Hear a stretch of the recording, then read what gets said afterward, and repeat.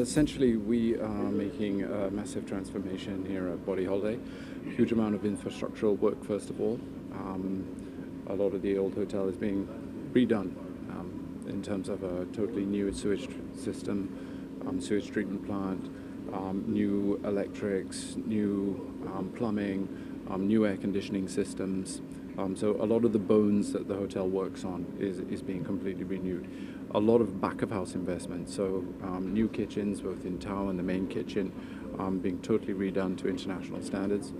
And then on the front of house, we're adding new restaurant facilities down on the beach. We're not new, but we're replacing the existing ones with more modern concepts and ideas. A lot of bringing a lot of organic and fresh and wellness food to the front for our guests. I want to congratulate the BodyHoliday for an exceptional job. One of the things that I got to do when I became Minister of Tourism was to celebrate 50 years in the business with the Sunswept Company. And it really is an amazing story that started with 12 rooms on the beach at Malabar Beach. And that's exceptional. And what we're seeing here today represents a very strong nexus between tourism and the construction industry. And I think it's a very tangible way of showing people how tourism can contribute to other sectors and how it can drive economic growth, because oftentimes that conversation comes up. So there are 400 people here on the site that are working across multiple contractors, and they're spending about $38 million is the worth of the project. And this is exceptional. This is a tremendous injection into the local economy. And again, it proves the might and the power of tourism as an economic driver for our country. This is very, very important. As I keep saying, that given the limited land mass that we have, particularly land that we can use for tourism, it's so important that we continue to maximize the output on a per acre basis.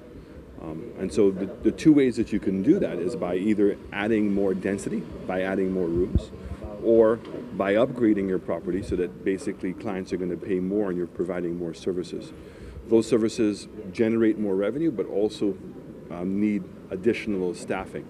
So there's two mechanisms in which you can look to be able to improve the output, the economic output on a per acre basis. Additionally, the main part of the renovation is we're actually changing 100 rooms and totally gutting and upgrading 100 rooms on the resort.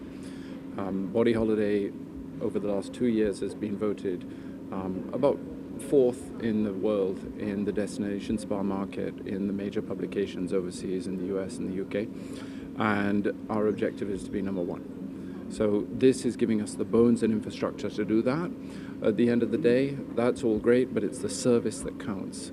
And so a huge amount of effort is going into training, new training systems, standard operating procedures, and software integration, a good connection to the tour operators in the markets, and all these things, so that as well as sort of the hardware that we work with, we're seeing a big upgrade in the people, in our HR complement systems. It's going to really make a difference, and we're aiming to be the #1 holiday of wellness in the world. LeSport has always been an amazing brand, has really distinguished itself over the years in the marketplace. And I very much cherish and support the ideal of becoming #1, because not only is LeSport brand becoming #1, but Saint Lucia itself is also being strongly affiliated with being the best. So wellness is a huge market. We've seen Soufriere and also what LeSport have been able to do over the years in that particular area, and it's an area that we have as a government targeted to continue to look to enhance. So not only what they're doing here, but what they're proposing to do at Rendezvous later down the road are two things which we think are going to help support that particular market positioning. St. Lucia does exceptional as a wellness destination, and leading that charge is the BodyHoliday. It certainly is the #1 health and wellness concept in the Caribbean, in St. Lucia. And recently, Travel and Leisure, a very prestigious magazine, has just rated it as #4 in the world.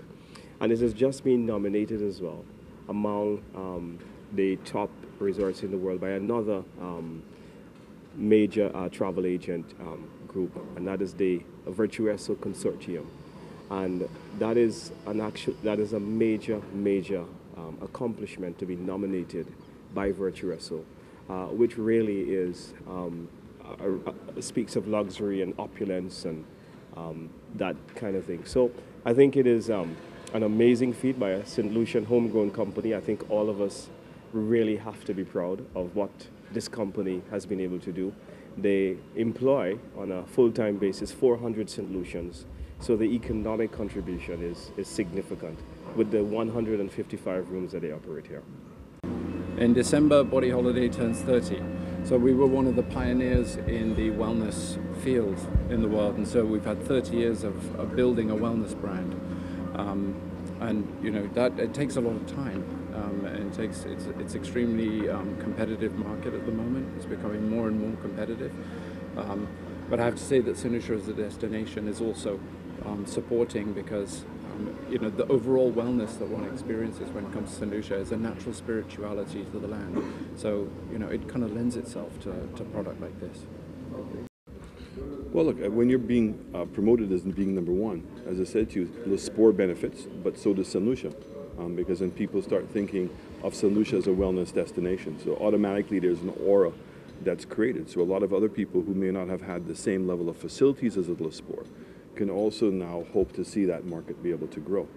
There is no additional rooms other than the villas that they're putting into the facility. The next phase of the project now talks about adding, I think it's another 100 rooms? More or less, yeah. Another 100 rooms. So.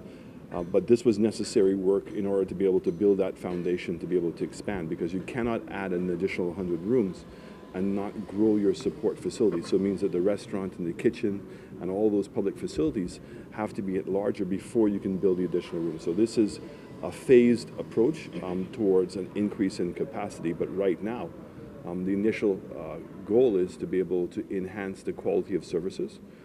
Therefore, there will be more people employed in delivering those services, as well as now people paying a bit more to be able to come on this special vacation. The SLHTA just had their AGM, and they actually reported a small effort from them has actually contributed over $1 million EC in agricultural production a year in terms of what the hotels in that cluster purchase. And this is without the bigger properties. These are just a cluster of smaller boutique hotels coming together and contributing $1 million to the agricultural sector. I think the estimate is somewhere in closer to 10 million collectively as a sector in terms of what they purchase from local farmers. When we think of a dollar, so think of a hotel employee being paid. That employee takes that dollar, goes to the supermarket. That supermarket pays another employee. And that employee goes to Lucia, pays an electricity bill. Lucia takes that dollar, pays it to their employees.